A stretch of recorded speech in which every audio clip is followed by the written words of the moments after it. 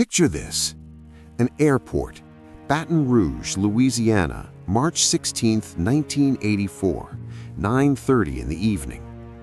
A man in handcuffs is being walked through the terminal by two sheriff's deputies. News cameras are rolling. The whole country is watching. And somewhere in that airport, at a bank of payphones, another man is waiting. His back is turned. He's wearing a baseball cap, sunglasses.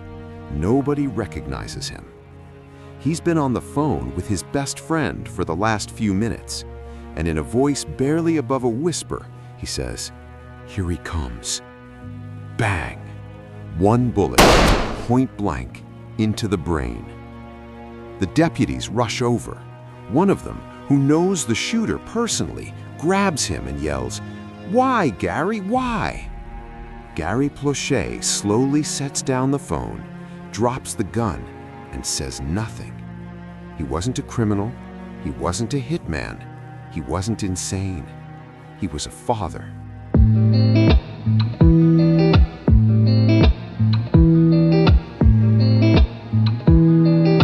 There is a line in every human being, a line that under normal circumstances we never cross, a line that separates civilization from chaos, law from revenge, grief from destruction.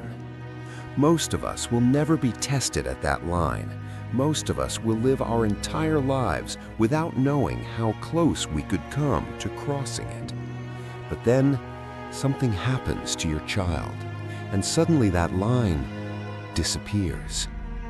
Tonight, we tell you the true stories of 5 parents and 1 survivor who were pushed so far beyond human endurance that they stopped waiting for justice and became it. These are not stories of monsters. These are not stories of villains. These are stories of ordinary human beings who loved someone more than they feared consequence. And what they did in courtrooms, in airports, across international borders, in bedrooms with the shower running, will make you question everything you think you believe about justice. 5 cases, 5 moments where a parent looked at the law and decided the law wasn't enough. This is episode 1, and we are starting with the man on the payphone.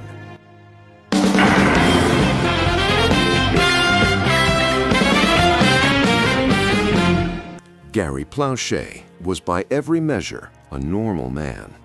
He was a former U.S. Air Force sergeant, a salesman, a father of 4. He coached his kids' sports teams. He went to church. He drank at the local bar on weekends. He was the kind of guy everyone in Baton Rouge recognized and liked. In 1983, Gary's 11-year-old son, Jody, started taking karate lessons at a local studio. His instructor was a 25-year-old man named Jeffrey Doucette, confident, charming, well-liked in the community. Doucette became something like a big brother to Jody. He'd take the boy for drives, show up at family events, earn the trust of June Plauché, Jody's mother. He was, to all appearances, exactly what he presented himself to be. He was not. For more than a year, Jeffrey Doucette had been sexually abusing Jody Plauché, and Jody, 11 years old, terrified and manipulated, told no one. Then, on February 19, 1984, Doucette came to the Plauché home. He told June he was taking Jody out for a quick drive. They'd be back in 15 minutes. They didn't come back. Not that night, not the next day, not the day after that. The FBI was called. A nationwide search began. Gary Plauché sat in his house in Baton Rouge, not knowing if his son was alive or dead, not knowing where he was, not knowing why. The 10 most helpless days of his life passed like an open wound.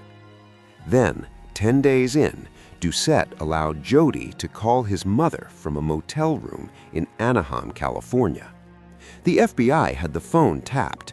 They traced the call in seconds. California police raided the motel and found Jody, alive, traumatized. They also found Doucette, who they arrested without resistance. On the plane ride back to Louisiana, Doucette confessed to raping Jody and admitted he had molested other children as well. Jody was returned to his family on March 1, 1984, and Gary Plauché learned in brutal and specific detail exactly what Jeffrey Doucette had done to his 11-year-old son. He told his friend afterwards, "I didn't know what to do. I felt completely helpless." But Gary Plauché was already making a decision. While drinking at the Cotton Club, his local bar, Gary happened to run into an executive from WBRZ-TV, the local ABC affiliate. The man told Gary, casually, that Jeffrey Doucette would be flown back to Baton Rouge to face trial on March 16th, American Airlines Flight 595, arriving at 9:30 p.m. Gary Plauché put down his drink, went home, and began to plan. On March 16th, he arrived at Baton Rouge Metropolitan Airport wearing a baseball cap and sunglasses as a disguise. He positioned himself at a bank of payphones directly across from where the cameras were set up. He had a .38 snub-nosed revolver in his right boot. He called his best friend Jimmy and stayed on the line. Then he waited. At 9:30 p.m., Jeffrey Doucette walked off the plane in handcuffs, escorted by 2 deputies. News cameras immediately turned to capture him. Doucette walked past the cameras. Then he walked past the payphones, and Gary Plauché, watching the reflection of the camera lights on the wall, whispered into the phone, "Here he comes. He reached down into his boot, pulled out the .38 revolver, spun around, and fired a single hollow-point bullet into the right side of Jeffrey Doucette's skull from 3 feet away. Doucette collapsed, blood spreading across the airport floor. Gary Plauché lowered the gun, turned back to the phone, hung it up, and waited. A deputy rushed over, a man who knew Gary personally, and grabbed him, asking, "Why, Gary, why?" Gary Plauché, calm as a man who had just finished a job he'd started, answered, "If somebody did it to your kid, you'd do it too." Jeffrey Doucette fell into a coma and died the following day. Jeffrey Doucette never had his day in court, but neither, in any meaningful sense, did Gary Plauché. He was charged with second-degree murder. Psychiatric evaluations found that Gary had experienced a kind of temporary psychological break, that in that moment he genuinely could not distinguish right from wrong. His defense argued that he had been driven to a state of temporary psychosis by the knowledge of what had been done to his son. The judge agreed that Gary posed no threat to the community. Gary pled no contest to manslaughter. He was sentenced to 7 years, suspended, 5 years of probation, 300 hours of community service, which he completed at his church, mowing the lawn. He served 0 days in prison. The American public was overwhelmingly on his side. Gary became to many people a symbol, the father who did what every parent secretly fears they might do. But here is the detail that haunts this story. Jody, his son, was initially furious at his father. At 11 years old, Jody had been so thoroughly manipulated and groomed by Doucette that part of him still saw the man as a friend. He'd wanted the abuse to stop, not for Doucette to die. Years later, Jody would become a sexual abuse awareness activist. He wrote a memoir called Why, Gary, Why? He works to this day to protect children from predators. He has said of his father, "I understand why he did what he did. I can't condone it, but I understand it. And in the end, he was the greatest dad of all time." Gary Plauché died in 2014 at the age of 68. He maintained until his last breath that he had no regrets. 1 shot, 1 second, no prison time, and a country divided forever over whether justice had been served or destroyed.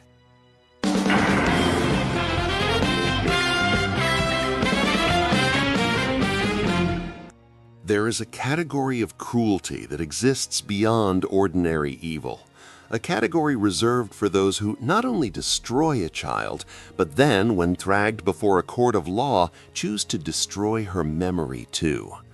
Klaus Grabowski experienced that category, and Marianne Bachmeier made sure it was the last thing he ever did.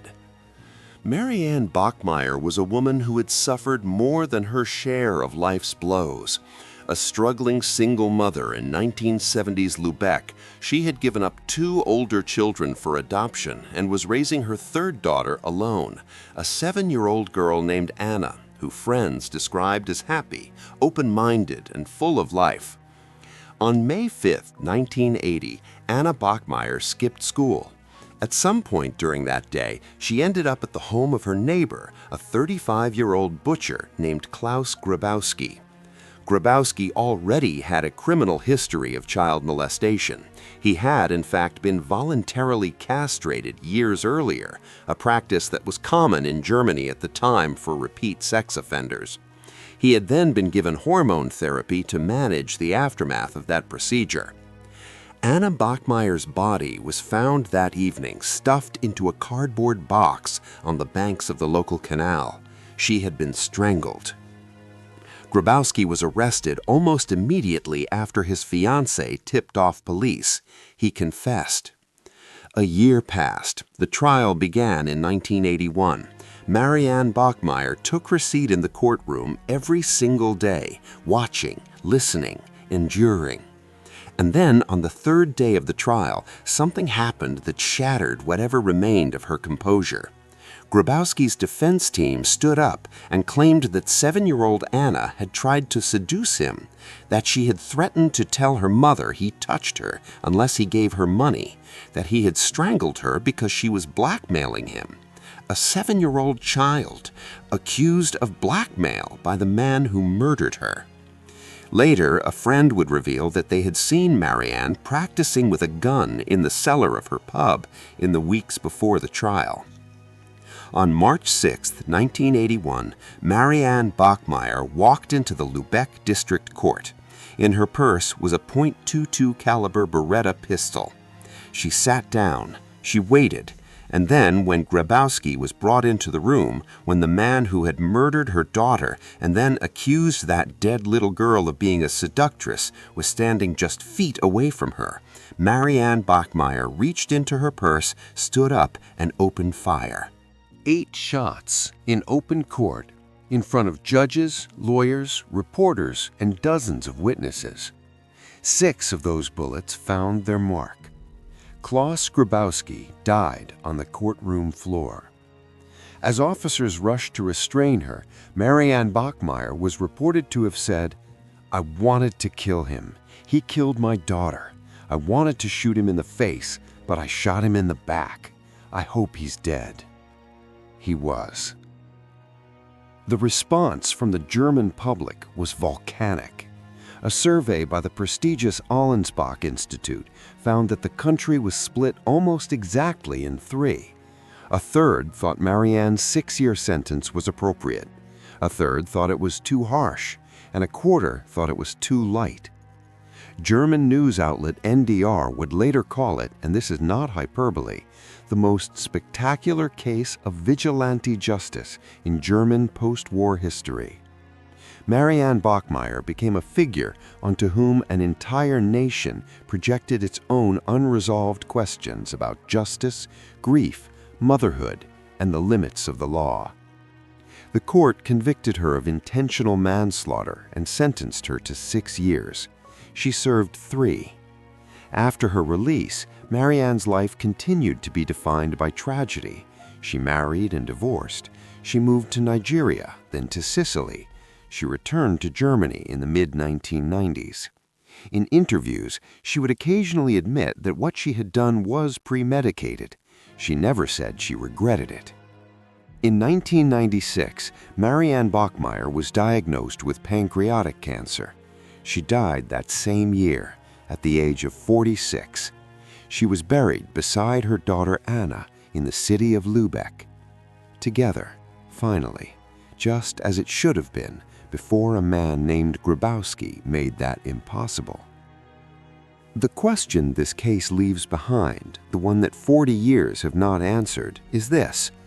When the law fails to protect the most vulnerable, and then a court allows the killer to desecrate their memory, what exactly is the system supposed to be protecting?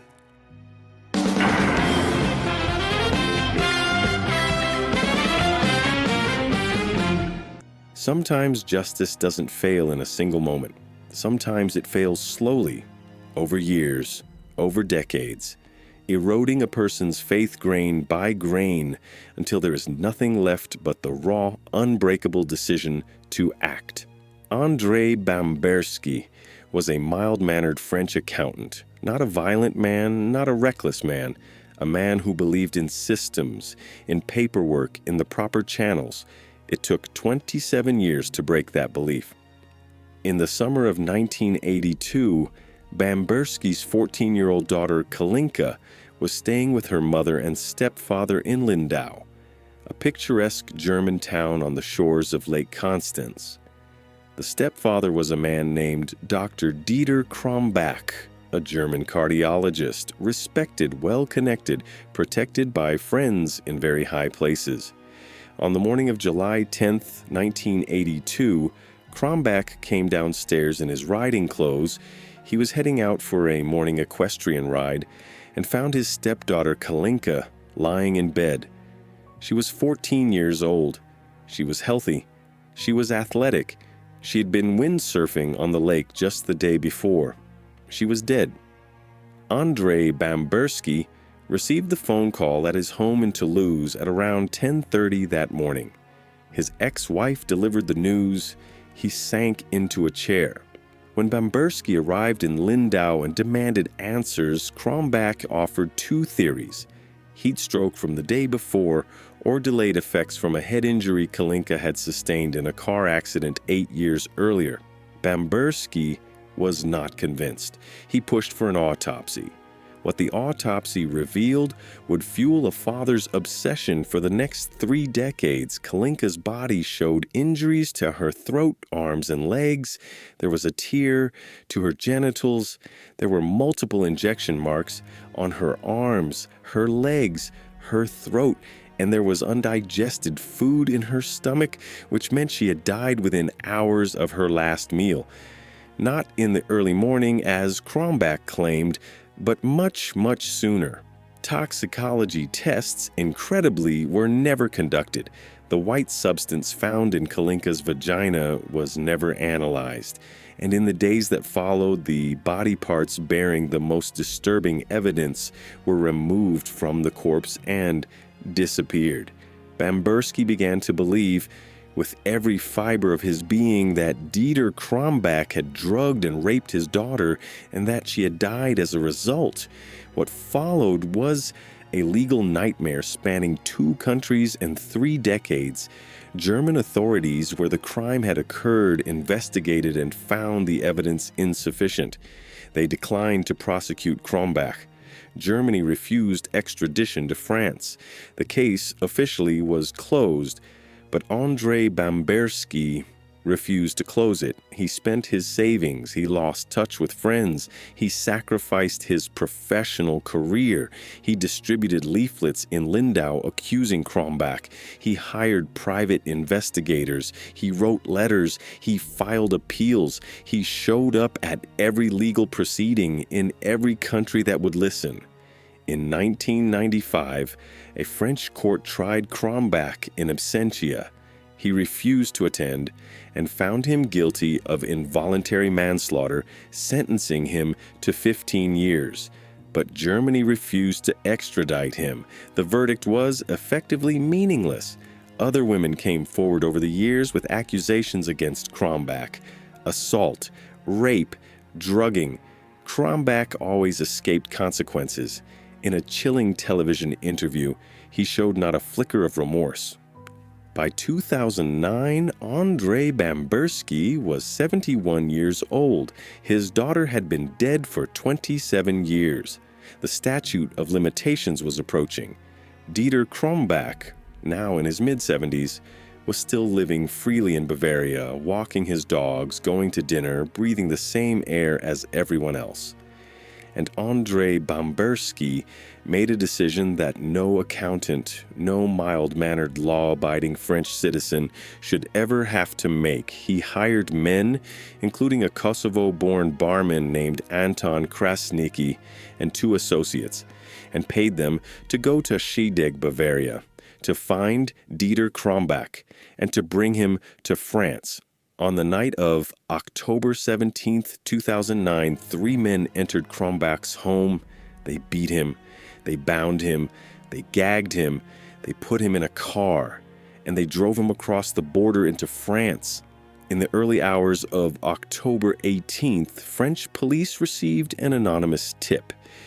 They arrived at a small residential street in Mulhouse, just 4 blocks from police headquarters, and found Dr. Dieter Krombach, then 74 years old, trussed with thick rope, gagged with cloth and tape, bleeding from a fractured skull, lying in a fetal position against an iron gate. He had claimed somewhere during the journey that he was having a heart attack. The car kept moving. André Bamberski was arrested within hours. Germany demanded his extradition. France refused. Instead, France charged Dieter Krombach, who was now physically within French jurisdiction, and scheduled a new trial. In 2011, 29 years after Kalinka's death, Dieter Krombach was convicted of causing intentional bodily harm, resulting in Kalinka's unintentional death. He was sentenced to 15 years in prison. André Bamberski sat in that courtroom and wept. He said afterwards, "My first thought is for Kalinka. What I promised her, what I wanted, was a complete and fair trial. Now that goal has been reached. Justice has been done in her memory, and now I will be able to mourn for her." He was put on trial himself for the kidnapping. He confessed openly. He told the court he had been morally bound to act. The prosecutor incredibly praised André Bamberski for his courage and perseverance. He received a 1-year suspended sentence. He served no prison time. Dieter Krombach was released from prison in 2020 due to deteriorating health. He died later that year in a nursing home in Germany. Anton Krasnicki, the man who had actually carried out the kidnapping, served 1 year in prison. He has said publicly that he has no regrets. When asked why he helped, he said simply, "What would you do as a father? What are you capable of doing for your child?" André Bamberski is still alive. He is in his late 80s. He has described his pursuit of Krombach as the defining purpose of his entire adult life. He broke the law. He admitted it. He'd do it again. And somewhere in whatever comes after this life, perhaps a 14-year-old girl who loved windsurfing on a lake finally has her answer.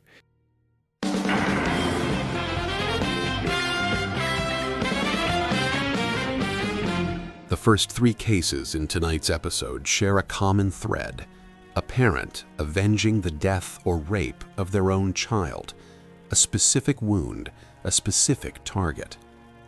The 4th case is different, and in some ways it is the most unsettling of all, because it forces us to ask a question we're not entirely comfortable with. What if the Avenger was once the victim? Jason Vukovich was born in 1975 in Anchorage, Alaska. His mother, a single woman, later married a man named Larry Lee Fulton. Fulton adopted Jason and his brother Joel. Fulton was a devoted Christian. He took the family to church 2 or 3 times a week. He presented himself to the community as a man of God. Behind closed doors, he was a predator. In a letter Jason would later write from prison, he described his life under Fulton's roof in words that are difficult to read. "Both of my parents were dedicated Christians and had us in every church service available, 2 or 3 times a week. So you can imagine the horror and confusion I experienced when this man who adopted me began using late night prayer sessions to molest me. The abuse was not just sexual. Fulton beat the boys with pieces of wood, with belts. He had a 2x4 that he had, as Jason put it, custom made for the purpose. Larry Lee Fulton was eventually convicted of abusing a minor in 1989. He received a 3-year suspended sentence. He returned to live in the same house as his victims. Jason Vukovich ran away at 16 with no identification, no money, and a soul that had been systematically destroyed by the one person who was supposed to protect it. What followed were decades of chaos, petty crime across Washington, Oregon, Idaho, Montana, California, in and out of jail, struggling with addiction, struggling with PTSD, struggling with what his brother Joel once described as a pain that never goes away. In 2016, Jason Vukovich was released from prison after yet another stint inside. He was 41 years old. He was carrying something he had been carrying for 30 years, a rage that had never been addressed, a wound that had never healed, and a justice system that, in his own experience, had consistently failed to protect the children it was supposed to protect. He obtained a list of names from acquaintances. He went online, and he began to scroll through the Alaska Sex Offender Registry. He found the names, he found the addresses, he wrote them in a notebook, he bought a hammer, and then Jason Vukovich went to work. On June 25, 2016, he went to the home of Charles Albee, a 68-year-old man convicted in 2003 of second-degree abuse of a minor. He broke in, ordered Albee to sit on his bed, slapped him repeatedly, told him he knew what he had done, and robbed him before leaving. 2 days later, he targeted André Barbosa, convicted of possessing child pornography. Same pattern, breaking and entering, confrontation, violence. Then, on June 29th, he reached his third target, Wesley Demarest. Demarest was 70 years old. This time, Jason Vukovich used the hammer. He struck Demarest in the head 4 or 5 times. Demarest lost consciousness. He survived, but the traumatic brain injury he sustained left him unable to speak clearly, unable to work, unable to live the life he had before. Demarest would later say, "It just pretty well destroyed my life, so he got what he wanted, I guess." Jason Vukovich was arrested near the scene of the final attack. Police found the hammer, the stolen goods, and the notebook, which contained 8 more names. At trial, Vukovich's brother Joel testified about what they had both endured as children. He begged the court for leniency. He said after years of therapy, he himself had still not recovered. Vukovich pleaded guilty to first-degree attempted assault and robbery. He was sentenced to 28 years in prison. The judge said, "Vigilantism is not something we accept in America. It is not something we accept in this community. It simply will not be tolerated." Thousands of people signed online petitions calling for his release. Many hailed him as a hero. His case became one of the most debated vigilante stories in modern American history.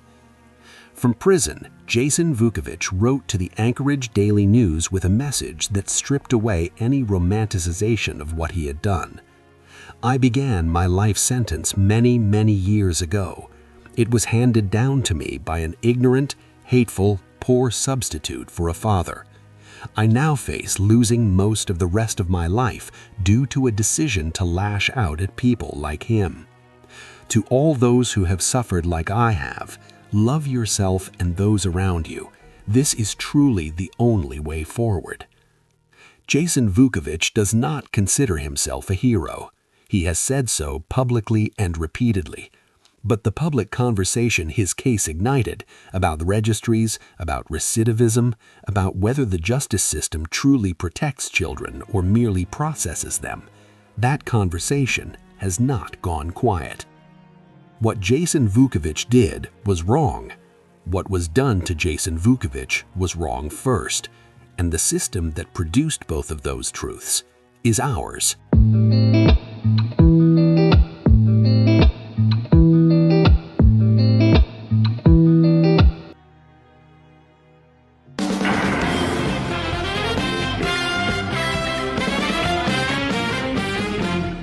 Sometimes the most calculated acts of revenge are not performed by people consumed by uncontrollable rage. Sometimes they're performed by people who think, who plan, who wait. Brandon Leone had grown up as a survivor of sexual abuse himself.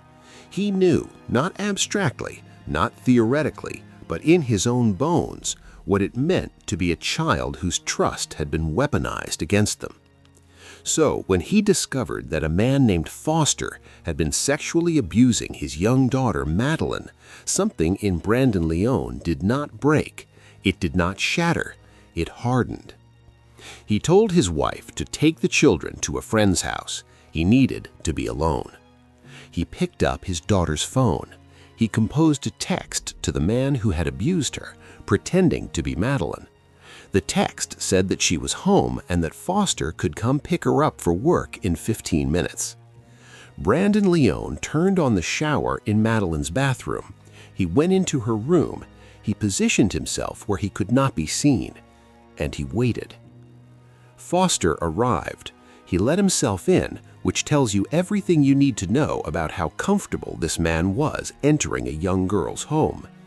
He went to Madeline's room. He opened the bathroom door. Brandon Leone attacked him from behind. He attempted to beat a confession out of Foster. He was recording everything on his cell phone. He choked Foster. He kneed him. He didn't stop until he heard police sirens, because Brandon Leone had also called the police. He had recorded everything, the assault, the confrontation, every damning word, and handed all of it over as evidence. In 2016, Foster was convicted and sentenced to 55 years in prison. Brandon Leone was not charged for the assault. This case is perhaps the one that divides the room most evenly. Leone didn't kill anyone. He delivered his daughter's abuser, bloodied, terrified, and confessed, directly into the hands of the justice system, with a full audio record of every moment. Was it vigilantism? Technically, yes. Was it effective? Unquestionably. Foster is in prison for 55 years. Madeline has her day in court. And Brandon Leone, a man who knew better than most what it means to be failed by every system that should have protected you, made a decision and stood by it. He never denied what he did. He simply believed it was right. He still does. 5 cases. 5 parents or survivors who reached the end of their rope and found something waiting for them there. Not peace, not answers, just action. We began this episode by asking whether any of these people were monsters, and I think by now you have your answer. They were not monsters. Gary Plauché was a father who believed the system would let a predator walk because predators had walked before. Marianne Bachmeier was a mother who sat in a courtroom and watched her dead daughter be called a seductress by the man who murdered her. André Bamberski was a father who spent 27 years being told by governments, courts, and bureaucracies that his daughter's life was not worth extradition paperwork. Jason Vukovich was a victim who became a perpetrator, carrying 30 years of unaddressed trauma into 3 separate homes with a hammer. Brandon Leone was a man who refused to let his daughter become another statistic in a case that might take years and might end in nothing. Each of them crossed a line, and each of them in their own way believed they had no choice. The question that haunts every single one of these stories is the same question. It's not, were they right? It's not, should we celebrate them? The question is, what does it mean when ordinary people, people like us, people you might recognize, people who coach youth sports and work at bars and balance accounting ledgers and raise daughters who like windsurfing, what does it mean when these people look at the justice system and decide with clear eyes that they cannot trust it? What does it mean for a society when the gap between what is legal and what feels just becomes so wide that parents start falling into it? I don't have that answer. No one does. But I know this. Every single one of these cases began not with a parent picking up a weapon. It began with a system that failed first. Gary Plauché said it best, and he said it standing over a dead man with a gun in his hand and police officers grabbing his arms. If somebody did it to your kid, you do it too. Maybe he was right. Maybe that's what scares us most. That is it for episode 1 of When Parents Became the Verdict. If you made it this far, thank you, genuinely. These are not easy stories. They are not meant to be. They are meant to stay with you, to make you think, to make you argue with someone you love over whether Gary Plauché was a hero or a criminal, to make you wonder what you would have done. Because that discomfort, that place where justice and revenge blur together and you can't quite tell them apart, that is exactly where the truth lives. If this episode moved you, hit subscribe. Leave a comment below telling me which case hit hardest and why. I read every single one. Episode 2 is already in production. 5 more cases, 5 more moments where the system ran out of time and a parent ran out of patience. Until then, stay curious, stay honest, and remember, justice is not always what the law says it is, and the law is not always what justice demands. I'll see you in the next one.